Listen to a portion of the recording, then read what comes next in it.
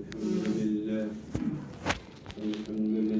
نحمده ونستعينه ونستغفره ونؤمن به ونتوكل عليه ونعوذ بالله من شرور أنفسنا ومن سيئات أعمالنا من يهده الله فلا مضل له ومن يضلله فلا هادي له ونشهد أن لا إله إلا الله وحده لا شريك له ونشهد أن سيدنا ونبينا وحبيبنا وكريمنا ومرشدنا ومولانا محمدا عبده ورسوله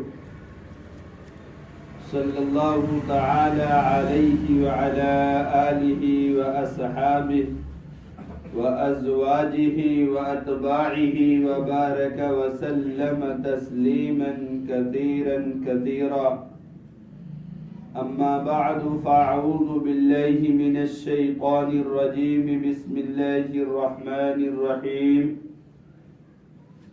إن الذين قالوا ربنا الله ثم استقاموا تتنزل عليهم الملائكة ألا تخافوا ولا تحزنوا وأبشروا بالجنة التي كنتم توعدون صدق الله العظيم। मुहतरम बुजुर्गों और दोस्तों, कुरान मुक़द्दस की जो आयत करीमा तिलावत किया है, इसके अंदर अल्लाह सुब्हानहू व तआला ने इस्तिकामत के ताल्लुक से बयान फरमाया है कि सबसे बड़ी चीज हमारे और आपके लिए इस्तिकामत है। इस्तिकामत बिल ईमान, इस्तिकामत बिल अमल, या जो भी काम हम करते हैं सब में इस्तिकामत होनी चाहिए। और इस्तिकामत करामत से भी बढ़ी हुई है। अल इस्तिकामतु फौकल करामत, इस्तिकामत जो है करामत से भी बढ़ी है। एक बुजुर्ग थे, उनके यहाँ एक आदमी गया और तकरीबन 40 दिन या उससे कमोबेश रहा, और इस अंदाज में रहा आजमाने के लिए कि देखें हजरत कौन सी करामत दिखलाते हैं। लेकिन 30-40 दिन के अंदर उसको कोई करामत हजरत से नजर नहीं आई। तो वो जाने लगा, थोड़ा से मायूस था। जब मिलने लगा तो हजरत से जब बात हुई तो हजरत से उसने जिक्र किया कि हजरत, मैंने सोचा था कि कोई नई करामत आपसे सादिर होगी, देखेंगे, लेकिन आपके यहाँ कोई करामत हमने नहीं देखी। तो हजरत ने उससे पूछा कि ये बतलाओ, तुम इतने दिन रहे यहाँ, कोई अमल हमारा सुन्नत के खिलाफ देखे हो? खाना पीना, उठना बैठना, लोगों से मिलना जुलना, और जो अमाल हम करते हैं, कोई अमल हमारा सुन्नत के खिलाफ है? कहा नहीं, कोई अमल तो नहीं देखा कि आपका सुन्नत के खिलाफ हो। कहा यही तो सबसे बड़ी करामत है। भाई सिर्फ करामत ये थोड़ी नहीं है कि कोई नजर बंद करके आसमान में उड़ने लगे, कोई आग में कूद जाए और दिखाए कि देखो मैं नहीं जल रहा हूं, कोई पहाड़ पे चला जाए वहां से डायरेक्ट छलांग लगा दे, देखो कुछ नहीं हुआ। असल करामत तो इस्तिकामत पर है कि नबी सल्लल्लाहु अलैहि वसल्लम की लाई हुई शरीयत और आपके सुन्नत पर अमल पैरा है, ये सबसे बड़ी करामत है। और तुमने इतने दिन में कोई अमल सुन्नत के खिलाफ नहीं देखा, तो मुझको कोई तुम्हारी परवाह नहीं है। मालूम ये हुआ कि सबसे बड़ी करामत क्या है? इस्तिकामत जिसमें है वो करामत मोतबर है। जिसमें इस्तिकामत ना हो फिर उसमें करामत नहीं। बहुत से दुनिया में जोगी हैं, कुछ दिन कुछ करके अमल आपको दिखेंगे, आप कहाँ क्या किए हो वो आपको बता देंगे। अब मालूम हुआ कि शरीयत और सुन्नत से बहुत दूर है, तो वो करामत भी करामत ही नहीं सही मानो में। कुरान में तो अल्लाह ताला ने बयान फरमाया, इन्नल लज़ीना क़ालू रब्बुनल्लाह, यकीनन वो लोग जिन्होंने कहा हमारा रब अल्लाह है, सुम्मस्तकामू, और फिर उसी पर डटे रहे। अल्लाह के नबी सल्लल्लाहु अलैहि वसल्लम फरमाते हैं, शय्यबतनी हूद, कि मुझे सूरह हूद ने बूढ़ा कर दिया। क्यों? सूरह हूद में जब आयत नाजिल हुई, फस्तकीम कमा उमिरता, कि आप मुस्तकीम हो जाइए जैसा कि हुक्म दिया। तो मुस्तकीम के माना है बिल्कुल सीधा होना, किसी तरफ न झुकना। तो अल्लाह के रसूल सल्लल्लाहु अलैहि वसल्लम खुद फरमाते हैं, शय्यबतनी सूरह हूद, मुझे सूरह हूद की इस आयत ने बूढ़ा कर दिया। तो मालूम ये हुआ कि सबसे अहम चीज इस्तिकामत है। जैसे कभी सुना होगा कि एक जमाने में सऊदी में बहुत से लोगों का बहुत नुकसान हो गया, तो हम लोग तो सिर्फ 24 घंटा उनकी खामियां और बुराइयों पर ही नजर रखते हैं।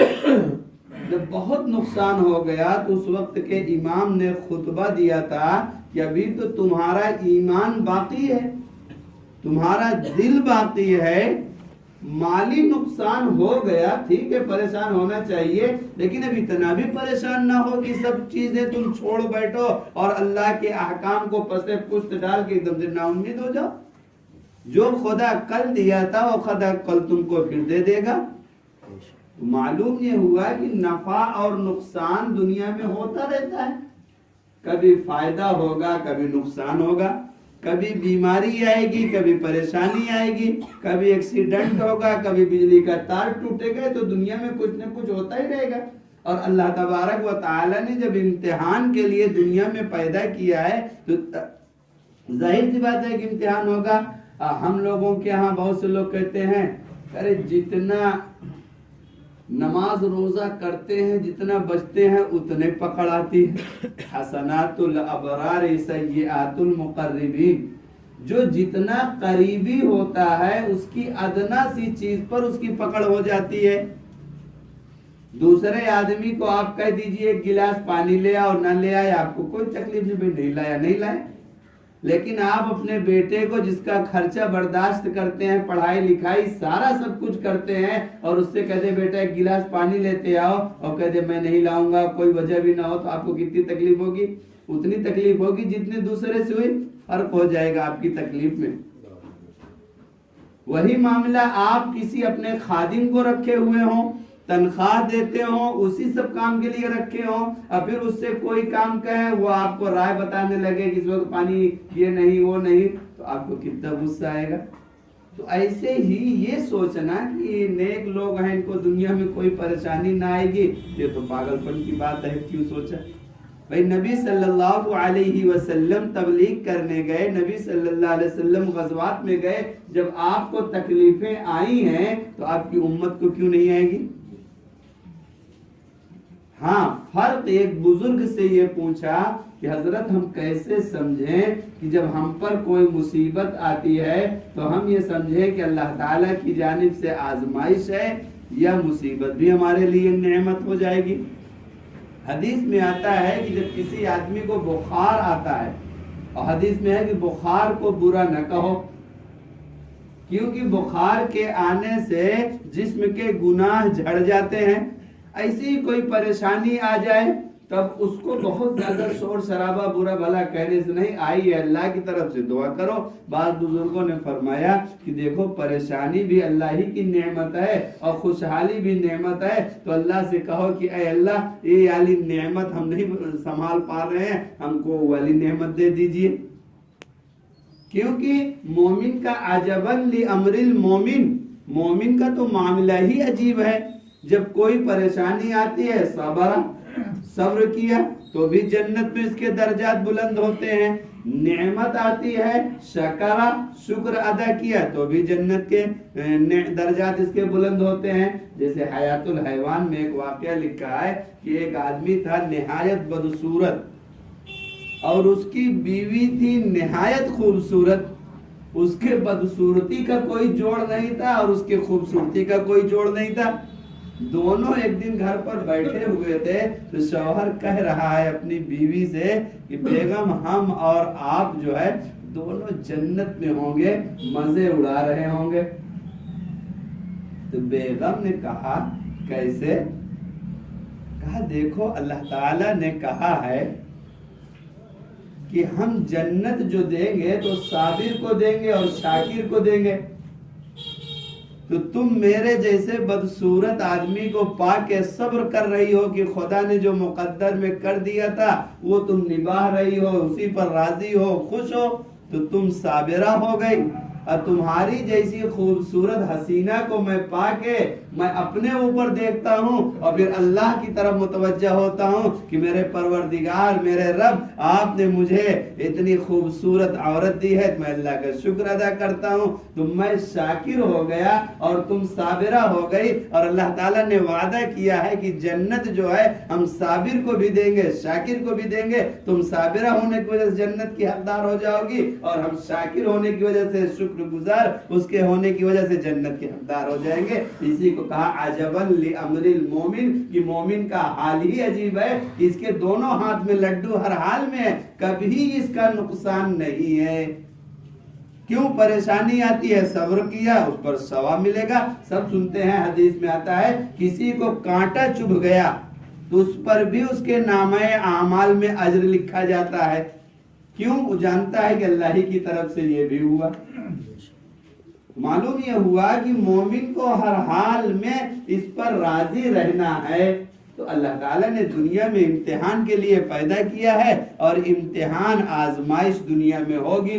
तो उन बुजुर्ग से जब पूछा कि कैसे हम समझें ये परेशानी हमारे लिए नेमत है या कि आजमाइश है, तो उन बुजुर्ग ने जवाब दिया कि जब कोई परेशानी तुम पर आए, कोई मुसीबत बज़ाहिर नजर आए और तुम अल्लाह के अहकाम पर अमल पैरा हो, अल्लाह की तरफ मुतवज्जा हो, अल्लाह से अपना लव लगाए हुए हो, उसी से अपनी तवज्जो मरकूज किए हुए हो, ये समझ लो कि उसकी तरफ से नेमत है कि उसने तुमको अपने याद की तौफीक अभी इस हाल में दी है। और अगर कोई परेशानी मुसीबत आती है और तुम फराइज छोड़ने लगते हो, अल्लाह के अहकाम की खिलाफ वर्जी करने लगते हो, रसूल के बताए हुए तरीक को छोड़ने लगते हो, जब छोड़ते चले जाओ ये समझ लो कि तुम्हारे लिए आजमाइश है। दुनिया तो जा ही रही थी तुम्हारी, दीन भी खतरे में पड़ा हुआ है, लिहाजा अभी मुतवज्जा हो जाओ। जब अल्लाह ताला ने दुनिया में पैदा किया है तो दुनिया में इम्तिहान होगा। और अल्लाह ताला ने फरमाया वलनबलुवन्नकुम बिशैइन मिनल खौफ वल जू' व नक़सिम मिनल अमवाल वल अनफुसि वस्समरात, हम जरूर भी जरूर तुम्हारा इम्तिहान लेंगे। और हम जितने लोग यहाँ बैठे हैं या और जितने लोग हैं, हम लोग क्या समझते हैं?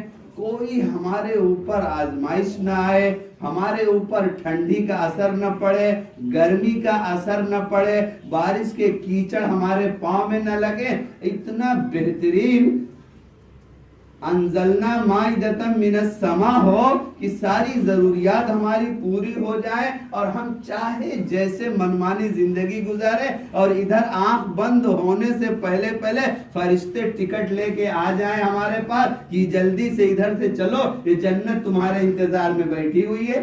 ये हम अपना एक तज्जिया बता रहे हैं, जो हमारे आमाल और जो हमारे अक़वाल होते हैं और जो हम होटलों में बैठ के तबसरे बाजियां करते हैं, हम जरा जोड़ें अपने आप को।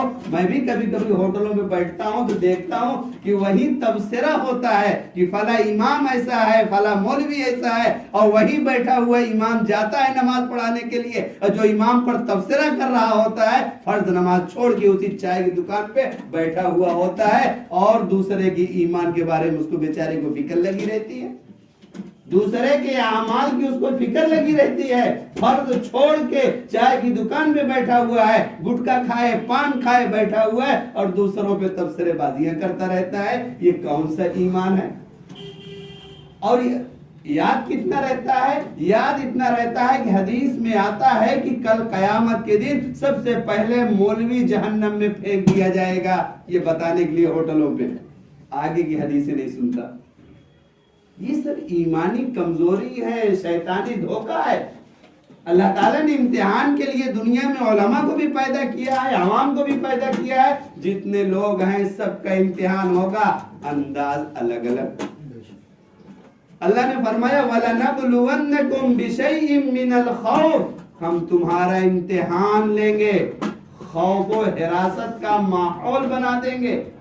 हर तरफ से तुमको डर ही डर नजर रहेगा, हर तरफ से अपने जान माल अपनी इज्जत आबरू पर खतरा ही खतरा महसूस करोगे और मुसीबत के बादल चौतरफा तुमको नजर आते रहेंगे। लेकिन उस मुसीबत के वक्त भी अगर तुमने हम पर तवक्कुल किया और कहा हस्बुनल्लाहु व निअमल वकील व निअमल मौला व निअमन नसीर, कि हमारे लिए चाहे जितने तैयार हो जाए खिलाफ में, लेकिन हमारा अल्लाह हमारे लिए काफी है, वही हमारा बेहतरीन कारसाज है, वही हमारा मौला है, वही हमारा हकीकी रब है, तो अल्लाह फिर ऐसे हटा देगा उन मुसीबत के बादलों को कि कोई तसव्वुर भी नहीं कर पाएगा।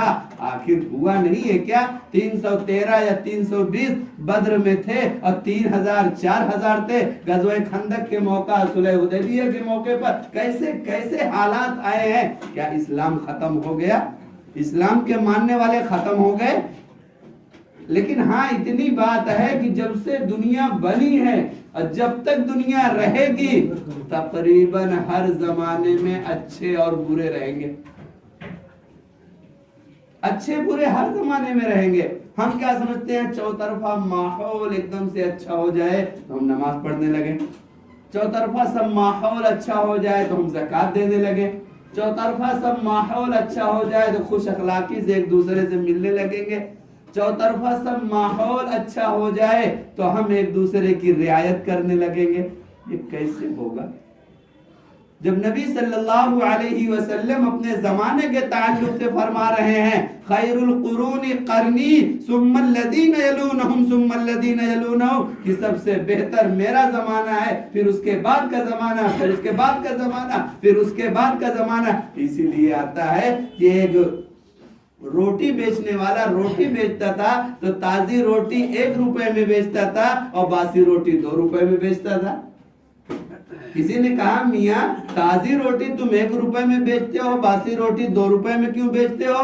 कहा इसलिए कि जो ताजी रोटी है इसका जमाना हुजूर सल्लल्लाहु अलैहि वसल्लम के जमाने से दूर हो गया है, और जो बासी रोटी है इसका जमाना हुजूर सल्लल्लाहु अलैहि वसल्लम के जमाने से करीब है, इसको कुर्ब हासिल है इसलिए इसकी कीमत ज्यादा है, और इसको बोध हासिल है इसलिए इसका कीमत कम है। जैसे एक आदमी दुनिया के अंदर था, वो क्या करता था, लोगों की फटी नोट ले लेता था और बट्टा भी नहीं लगाता था, जितना लेता था उतना दे देता था। जब उसका इंतकाल हो गया तो उससे जब पूछा गया कि तूने क्या अमल किया, कहा मेरे बहुत से अमाल तो नहीं है अल्लाह, लेकिन तेरे बंदों की पुरानी और फटी नोटें मैं ले लेता था और अपनी तरफ से अच्छी अच्छी नोटें दे दिया करता था। तो अल्लाह ताला की रहमत जोश में आएगी कि मेरा एक बंदा होकर मेरे बंदे पर इतना तरस खाया कि लोगों की फटी पुरानी नोटें ले लेता है और अपने पास से अच्छी नोटें दे देता है। फरिश्तों को हुक्म होगा कि फरिश्तों जितने इसके बुरे अमाल हैं सबको अच्छाइयों में तब्दील कर दो, क्योंकि मेरी मखलूक होकर मेरी मखलूक पर तरस खाया है, उनकी पुरानी और फटी नोटें लिया है, लिहाजा इसके तमाम बुरे अमाल को अच्छा कर दो। इसी को कहते हैं युबद्दिलुल्लाहु सय्यिआतिहिम हसनात, कि अल्लाह तबारक व तआला लोगों की बुराइयों को, लोगों के गुनाहों को अच्छाइयों में तब्दील कर देते हैं। आता है कि एक बंदा आएगा, उसका सब मामला अटे पटे हो जाएगा तो कहेगा, जब माफी का दौर चलता रहेगा, कहेगा ए अल्लाह मैंने फला गुनाह किया था उस पर मुझे अज्र नहीं मिला है। क्यों? कि जिंदगी में गुनाह तो हुआ था लेकिन आखिर में सच्ची तौबा कर ली थी। इसीलिए आता है कि अल्लाह तबारक व तआला जमीन को हुक्म दे देंगे, जब बंदा सच्ची तौबा कर लेगा, ये जमीन तेरे ऊपर मेरे फला बंदे ने जो गुनाह किया है उसको तुम भूल जाओ, और उसकी जगह पर हुक्म होगा कि अच्छाई लिख दो। युबद्दिलुल्लाहु सय्यिआतिहिम हसनात। तो अल्लाह तबारक व तआला इम्तिहान लेंगे हालात को इस तरह से खराब करके, जैसे हम सब देख रहे हैं, वलनबलुवन्नकुम बिशैइन मिनल खौफ वल जू', भूखमरी आ जाएगी चारों तरफ से, रोजी बंद हो जाएगी, बारिश रुक जाएगी, सब होगी, लेकिन बंदा फिर उस वक्त भी रहेगा वैसे हाल में, अल्लाह ही के अहकाम पर राजी और उसके अहकाम पर अमल पैरा होगा, तो फिर उसके लिए तमाम चीजें खोल दी जाएंगी। दुनिया में हुआ ना, यूसुफ अलैहिस्सलाम के जमाना में 7 साल बारिश नहीं हुई, उससे पहले 7 साल बारिश हुई थी, पैदा हुआ था, गल्ला वगैरह सब रखा हुआ था, सब लोग खाते रहे, फिर अल्लाह ताला ने मुसीबत के दिन टाल दिए। वलनबलुवन्नकुम बिशैइन मिनल खौफ वल जू' व नक़सिम मिनल अमवाल, और लोगों के मालों को मैं कम करके इम्तिहान लूंगा। बसा औकात तो ऐसा होगा कि एक बार की तिजारत में इतना फायदा होगा कि 10 लगाया तो 100 के मालिक हो गए, और बसा औकात ऐसा होगा कि वो जो 100 को 100 समझ लेगा अपना और समझेगा अपनी मेरी सलाहियत पर आया है, तो 100 को अल्लाह रोक देंगे, 100 ही पर रुका रहेगा, तो समझने लगेगा जबकि 10 से 100 हुआ है, अब 100 आगे नहीं बढ़ रहा है, समझने लगेगा नुकसान में जा रहे हैं, क्योंकि पिछले साल हमको इतना पूरे साल में फायदा हुआ था और अब की साल उसी में रुके हुए हैं। एक नुकसान तो ये होगा। दूसरा नुकसान ये है वह नक़सिम मिनल अमवाल, की खेती आई होगी, पकने के करीब होगी, कटाई का वक्त होगा, बिजली का तार टकराएगा, टूटेगा, और मालूम हुआ खेती गेहूं की तैयार है, आग लग गई। कभी ऐसा होगा कि फल आए होंगे पेड़ों पर और उम्मीदवार हो जाएगा, सख्त ऐसी ठंडी पड़ेगी कि सारे फल बर्बाद हो जाएंगे। वनक़सिम मिनल अमवाल, और कभी ऐसा होगा कि इंसान के सामने उसकी जवान औलाद इंतकाल कर जाएगी, ये भी तो नुकसान है। वनक़सिम मिनल अमवाल, भाई इससे बढ़कर आदमी के लिए और क्या परेशानी हो कि आदमी बूढ़ा 80 साल का पड़ा हुआ हो और बेटा उसका दवा लेने जा रहा हो और एक्सीडेंट हो गया, मालूम पड़ा उसका इंतकाल हो गया, तो जाहिर सी बात है उस बूढ़े के लिए इससे ज्यादा और क्या तकलीफ की बात होगी। वनक़सिम मिनल अमवाल वल अनफुसी वस्समरात, और हम उनके फलों को कम कर देंगे। लेकिन इन तमाम हालात में जब बंदा कहेगा इन्नल्लज़ीना क़ालू रब्बुनल्लाह, कि मेरा रब अल्लाह है, सुम्मा इस्तक़ामू, और फिर उसी पर डटा रहेगा, तो दुनिया से जाने से पहले हजरत हसन बसरी रहमतुल्लाह अलैह फरमाते हैं कि दुनिया में अभी है, जाने की तैयारी हो रही है, लेकिन अब उसके बाद दुनिया में किसी फर्द से उसको बात करने की इजाजत नहीं होगी, फरिश्ता आ जाएगा। क्यों? बहुत कड़वाहटें झेली है, बहुत तकलीफें बर्दाश्त किया है, ठंडी में उठ के अल्लाह अल्लाह किया है, सख्त गर्मी में रोजे रखा है, मुसीबत में सब्र किया है, अब दुनिया से जाने का वक्त आए, उसके लिए जन्नत के मनाजिर दिखलाए जाएंगे थोड़े से, ये इसकी रूह बेचैन हो जाएगी निकलने के लिए।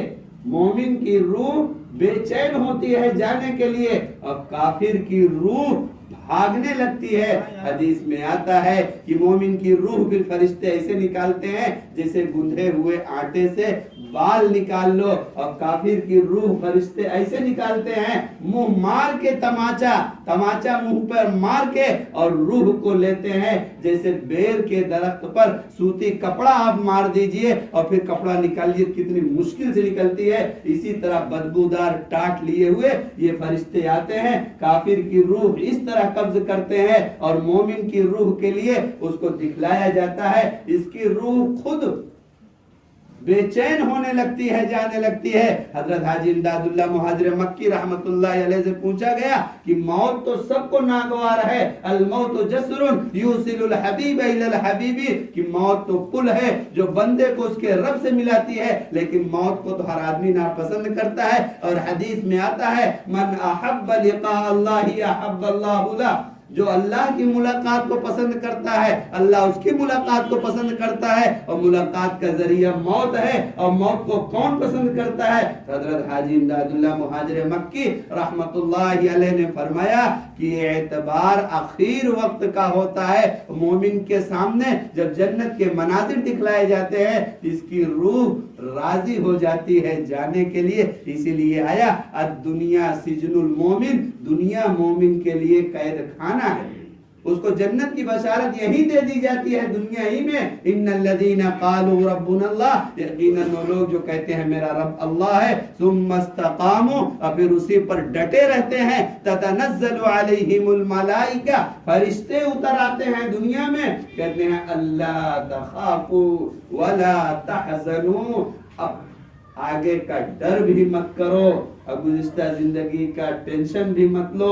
अल्ला तख़ाफू वला तहज़नू व अबशिरू बिल जन्नति लती कुंतुम तुअदून, बशारत ले लो, खुशखबरी ले लो उस जन्नत की जिसका तुमसे वादा किया गया है। वो तो मिसाल बेआईनी ही नहीं हो सकती, लेकिन एक मिसाल यूं समझी जा सकती है बतौर मिसाल के कि आप कहीं बारात में जब जाते हैं और मालूम है फला जगह 10 आदमी आपके इस्तेकबाल के लिए खड़े हैं और अच्छी अच्छी गाड़ियां एयर कंडीशन की है, तो आपको जाने में कितना लुत्फ आता है। और आप कहीं जा रहे हो, कोई पहचान का ना हो, वहां कहाँ खड़ा होंगे, कहाँ बैठेंगे, उससे पहले आपकी रूह परेशान होगी। आप एक शहर से दूसरे शहर जा रहे हैं, गाड़ी का इंतजाम है, अगली जगह दावत का इंतजाम है, तो आपको जाने में कितनी खुशी होगी। और अगर किसी परेशानी किसी उस पे जा रहे हैं, जा तो रहे हैं लेकिन आपका दिल मुतमईन नहीं है, यही हाल मोमिन के साथ हो जाएगा कि उसकी रूह एकदम मुतमईन होके जाएगी। ततनज़्ज़लु अलैहिमुल मलाइका अल्ला तख़ाफू वला तहज़नू वअबशिरू बिल जन्नति लती कुंतुम तुअदून। आगे फरमाया नुज़ुलम मिन गफूरिर रहीम, तुम्हारी रूह यहाँ से जाएगी मेहमान नवाजी करने के लिए, तुम्हारा रब अपने फरिश्तों को लगाया हुआ है तुम्हारे इस्तेकबाल के लिए। अल्लाह तबारक व तआला हम सबको इस्तिकामत अता फरमाए और अल्लाह तबारक व तआला हम सबको ईमान कामिल अता फरमाए।